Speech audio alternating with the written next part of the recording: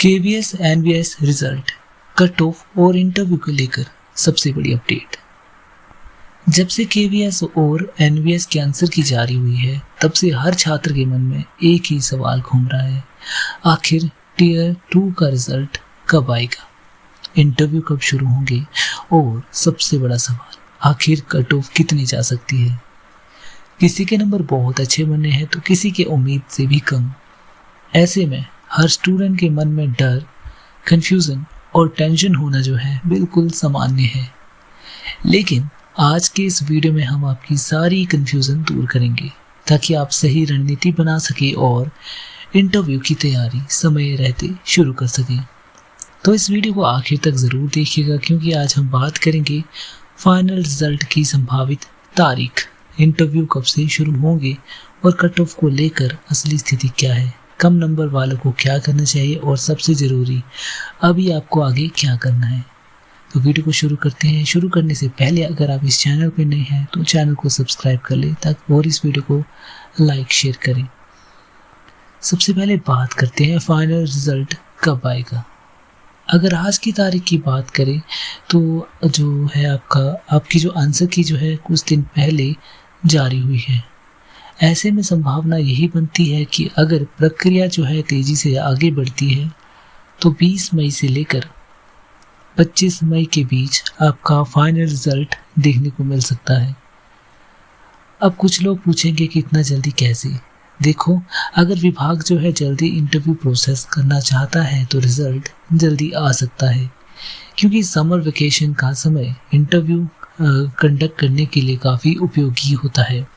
खासकर जो है पीजीटी, टीजीटी और कुछ नॉन टीचिंग पोस्ट के इंटरव्यूज़ इस दौरान करवाए जाते हैं। लेकिन यहाँ एक बात समझना बहुत ज़रूरी है और वो है कि रिज़ल्ट जल्दी आना तय नहीं है। अगर 25 मई तक आपका रिज़ल्ट नहीं आता है तो इसका मतलब होगा कि प्रक्रिया जो है थोड़ी डिले हो रही है, और अगर डिले होता है तो ये डिले लगभग 1 से 1.5 महीने तक भी जा सकता है। अब इसके पीछे क्या मुख्य कारण हो सकते हैं, इसको जानते हैं। सबसे पहले इसका जो कारण रहेगा वो है सब्जेक्टिव पेपर चेकिंग। जी हाँ, टियर 2 में सब्जेक्टिव इवैल्यूएशन होती है और उसकी चेकिंग प्रोसेस जो है टाइम लेती है। हर कॉपी को प्रॉपर तरीके से इवैल्यूएट किया जाता है और इसलिए जो है इसमें डिले होना सामान्य बात है। Number 2 point, interview planning.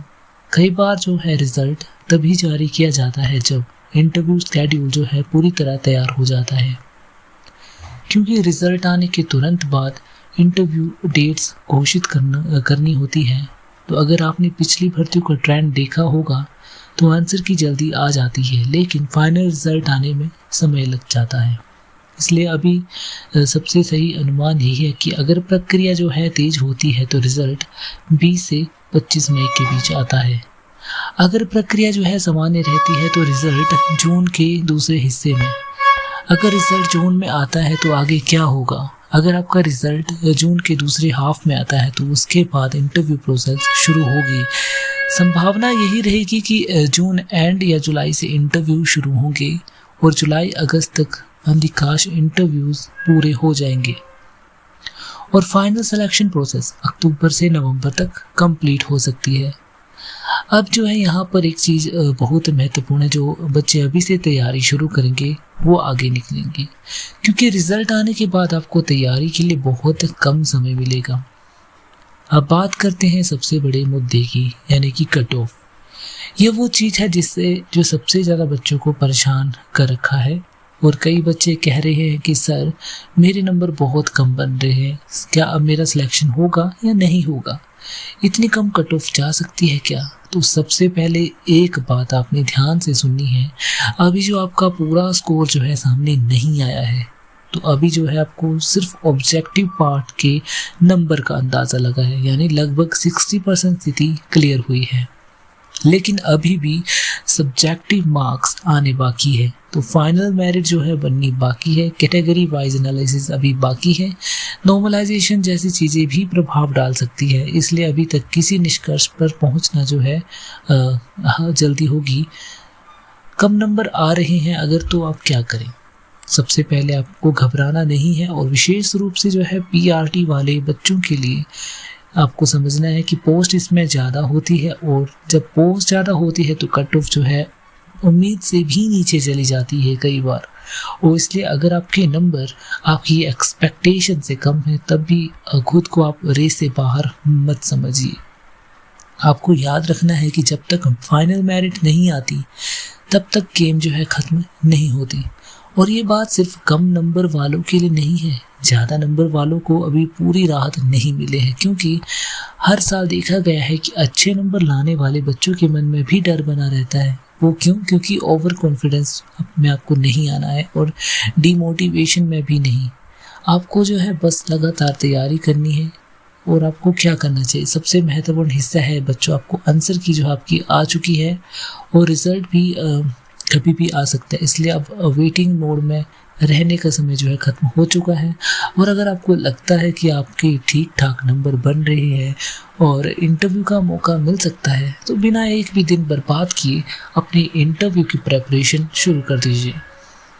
सबसे बड़ी गलती क्या होती है? बहुत सारे बच्चे सोचते हैं कि रिजल्ट आने दो फिर तैयारी शुरू करेंगे, और यही सबसे बड़ी गलती है, क्योंकि रिजल्ट आने के बाद आपको लगभग 10 से 15 दिन ही मिलेंगे, और सच मानिए उन 10-15 दिनों में प्रॉपर इंटरव्यू प्रेपरेशन नहीं हो पाती।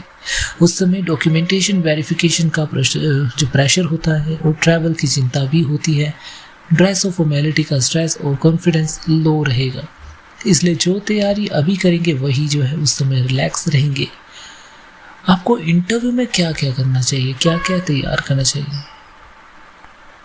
अब कई लोग पूछते हैं कि इंटरव्यू में प्रिपरेशन जो है वो कैसे करनी है। सबसे पहले आपको इन चीज़ों पर ध्यान और काम करना होगा। आपको सबसे पहले सेल्फ इंट्रोडक्शन, यानी कि आप अपना इंट्रोडक्शन कितने कॉन्फिडेंस से देंगे, ये आपका पहला इम्प्रेशन बनता है। सेकंड है सब्जेक्ट नॉलेज। आपके सब्जेक्ट से जुड़े बेसिक और प्रैक्टिकल क्वेश्चन पूछे जा सकते हैं। डेमो टीचिंग, विशेषकर टीचिंग पोस्ट में डेमो टीचिंग बहुत इंपॉर्टेंट होती है। और कम्युनिकेशन स्किल्स, कैसे बोलते हैं आप और कैसे एक्सप्लेन करते हैं, ये मायने रखता है। कॉन्फिडेंस इन पर्सनैलिटी, कई बार नॉलेज होने के बाद भी बच्चे जो है नर्वसनेस की वजह से अच्छा परफॉर्म नहीं कर पाते, और मॉक इंटरव्यू ज़रूरी है इसके लिए। बहुत सारे बच्चों के पास नॉलेज होती है, लेकिन जब वो पैनल के सामने बैठते हैं तो नर्वस हो जाते हैं, तो यहीं पर जो है मॉक इंटरव्यू मदद करते हैं। मॉक इंटरव्यू से आपका जो डर खत्म होता है, बोलने का कॉन्फिडेंस बढ़ता है, बॉडी लैंग्वेज सुधरती है, गलतियों का पता चलता है, रियल इंटरव्यू का एक्सपीरियंस मिलता है। और जिन बच्चों ने अच्छे मॉक दिए होते हैं उनका कॉन्फिडेंस जो है अलग ही लेवल का होता है। आपको जो ऑफलाइन ऑनलाइन तैयारी करनी है, अगर आपके पास अच्छी ऑफलाइन इंटरव्यू कोचिंग उपलब्ध है तो वहाँ जाकर आप तैयारी कर सकते हैं, लेकिन अगर आपके पास सुविधा नहीं है तो ऑनलाइन प्रिपरेशन भी बहुत इफ़ेक्टिव होती है, जो है आपको रेगुलर प्रैक्टिस करनी है। सबसे ज़रूरी चीज़ है इसमें कंसिस्टेंसी, प्रैक्टिस और कॉन्फिडेंस बिल्डिंग। तो एक बात हमेशा याद रखना कि अगर आपने Tier 2 कट ऑफ क्लियर कर ली तो उसके बाद इंटरव्यू बहुत महत्वपूर्ण हो जाता है। और अगर आपके मार्क्स ज़्यादा भी है तब भी इंटरव्यू हल्के में लेने की गलती आपको नहीं करनी है, क्योंकि फाइनल मेरिट में इंटरव्यू की वेटेज जो होती है बहुत अधिक भूमिका निभाती है।